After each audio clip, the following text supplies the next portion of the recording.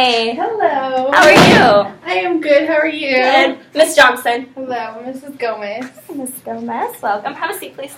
Oh, I almost tripped over here. Oh my goodness. Got a All right. disaster zone right here. I know. All right. How's your day going? Really good. How's your day going? Good. That's great. Awesome. All right. So obviously we're here to talk about Anna and her performance. We've gone through several different assessments because I know you're also aware that she's kind of been struggling with reading here lately. And I believe also that it's kind of been a recurring struggle throughout her grades. So we'll go over some of that. But before we even get started, I just wanted to let you know that Anna is fantastic to have in class. Super, super sweet girl. She's always really willing to help and eager, to help me with anything that I need. So she really is a joy to have in class. Thank you. She really loves being in this class. Good. I'm glad. So one of my major concerns with Anna is her comprehension. So this assessment right here, what we did is I had her choose a book and she read it aloud to me, and then after she read it aloud, I asked her to fill out this story map. So basically, she just had to pick out the main details or the main events that happened in the beginning, middle, and end, and then write like a short summary describing those events. While she did indeed sequence events properly, I noticed that she wasn't drawing out the main events and details that happened in the story. Mm-hmm. So to me, that kind of shows that her comprehension is lacking in the fact that she's not able to pay attention or make connections to the actual main events and details. Does that make sense? Yeah, it kind of does. Okay, so for example, beginning, he started to walk to plant apple trees. In the middle, Johnny Appleseed sleep under the stair and laid down on his back. And then the end, he saw a girl swinging on his apple tree. The little girl's family said, "You can live with us," but he didn't. He went on planting more trees. So like I said, those are all events that did take place in the story. However, something more appropriate that she could have talked about in the beginning was how, as a child, he loved apples and was really fascinated by them. And then in the middle, he decided to go on a journey to start planting the apple trees. And then the end, he saw the product of him planting the apple trees, and this brought him joy. So those are more of like the main events that took place in the story rather than just like these little details that she picked up on. Right. And then something else that I kind of noticed from this assessment is her sentences are kind of lacking as far as proper structure. So if you kind of take a look here, you notice that her sentences aren't starting with capital letters. She's not using punctuation as far as periods and commas and stuff like that. And definitely at the 5th grade level, she should be familiar with implementing those strategies. So that to me is a slight concern, but again, that's something that we can work on with her, whether it's just extra worksheets or going back and kind of breaking down nouns and verbs and adjectives. That way she has a better idea of, okay, this is, the subject of the sentence. This is the verb, what's taking place in the sentence. That way her sentences are actually properly structured, and it allows her writing to flow a little bit better. Right. Okay. Do you have any questions on this one? No. No? Alrighty. This assessment right here is basically just to check out her decoding skills. So what that means is these are all just a list of random names, and we give this assessment to the kids to see how they blend letters and sounds together to kind of try to make sense of words that are out of context and they're not really familiar with. She actually had a 57% accuracy rate, so again, that's kind of in that concerning level. What I noticed, though, is she actually omits and inserts letters where they shouldn't be. So, for example, if you look right here, it says J. Conway. She substituted con for cone. So instead she pronounced it J. Conway. Or same thing right here. Roberta, she pronounced it Roberita. So she kind of inserts a little bit more than what is actually written there.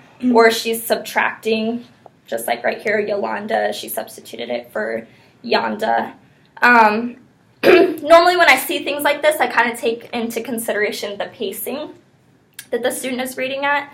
So sometimes students just rush through the list, and that's why there's these errors.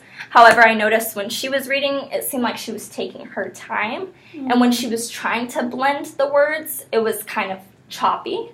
So what I mean by that is, like if you were to sound out Thornton right here, she, instead of going Thornton, it was more like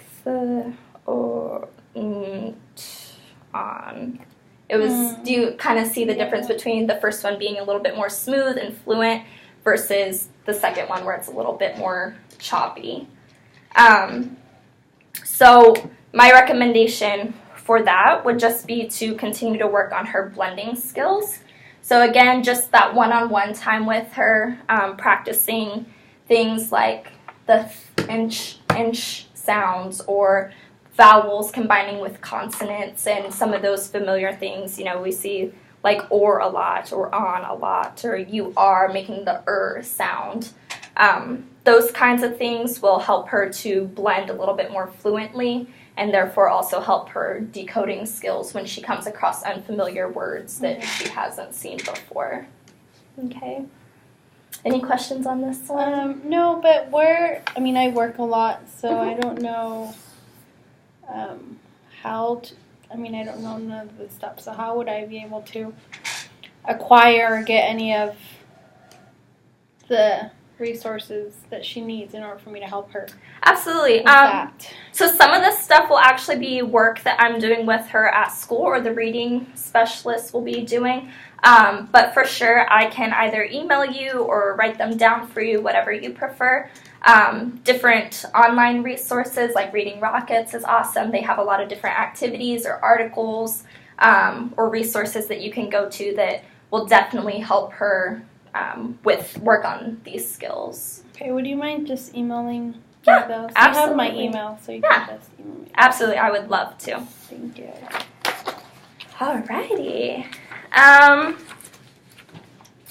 Now with this assessment, we are specifically looking at phonics and her phonemic awareness.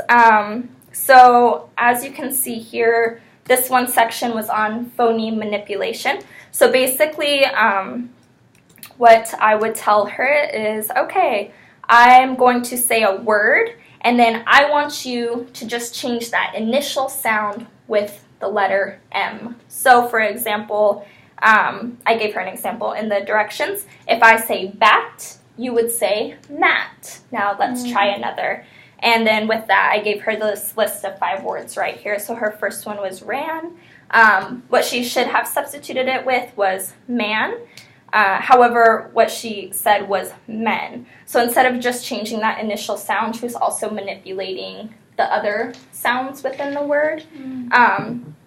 So obviously that one counted as incorrect. And then I also found that she did the same thing with pen. Pen should have been men, but she manipulated the phonemes and changed it to man. What I noticed with this is that there was quite a delay with each answer. Again, it wasn't really a pacing thing where she was just kind of trying to rush through it. I can tell she's really, really trying, and she's putting her, best effort forward. However, there's just kind of still that uncertainty, doubt that you can just read in her face as she's really sitting there. She's thinking about it, and she even mouths the words silently before she actually verbally says them. But still just not quite there yet. And I could also tell, like, in this part of the assessment, she became really fidgety. Before she was more comfortable and just kind of going with it. And then right here, she kind of started playing with her hands a lot or moving around in her chair. So I could tell she was, starting to get a little bit uncomfortable. And then the other part to this was the phoneme deletion, which is very similar to the phoneme manipulation. Instead of replacing the initial sound with an M, this time you're just deleting the initial sound. So, for example, when, you would omit the W and you would just say in. And again, on this one, she scored another 3 out of 5. She kind of struggled right here in the middle. Hand should have been and, pup should have been up. And then I noticed just kind of the same behaviors where she would delay before her answer. She was trying to mouth the words silently before she verbally answered. But again, just her responses were a little bit off. However, the other part of this assessment, she rocked. She did really, really well with her rhyming. The identifying initial sounds, she did really well. Blending words, the phoneme segmentation. She sounded confident with these. She wasn't delaying. She wasn't fidgety. She got it, and you could tell she got it.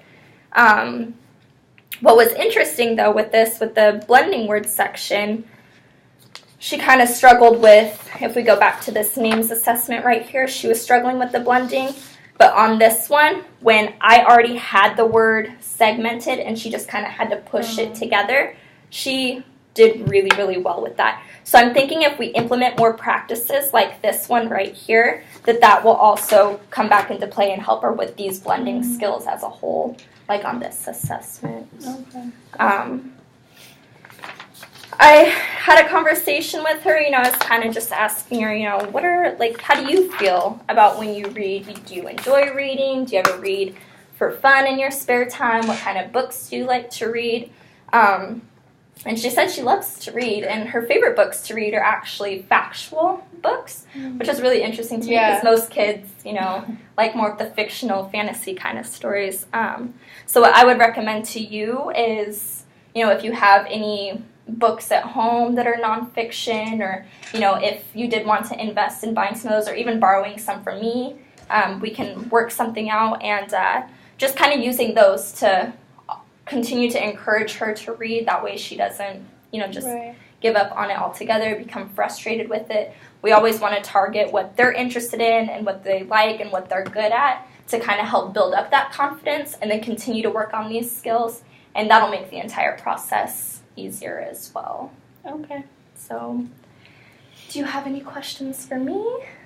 No, I don't. Okay. So like I said, I am really, really glad that Anna's a part of my class. She's a great student. I really do think that these little issues that she is having, they're minor, and we can work through them. You're obviously here to help support her. I'm here to help support her. We have the reading intervention specialist that's also here to kind of help give her more supplementary work and catch her up to speed. So she has a lot of people that are here to encourage her and help her get to where she needs to be. And she's really not far off. So, I do believe that by the end of this year we can have her pretty much up to grade level again. So. Alrighty, well, thank you so much for working with her. Of course. All right. If you have any questions or concerns, feel free to email me, call me, whatever Alrighty. you prefer, all right? Thank you for coming in. Bye. Bye. You're extremely loud.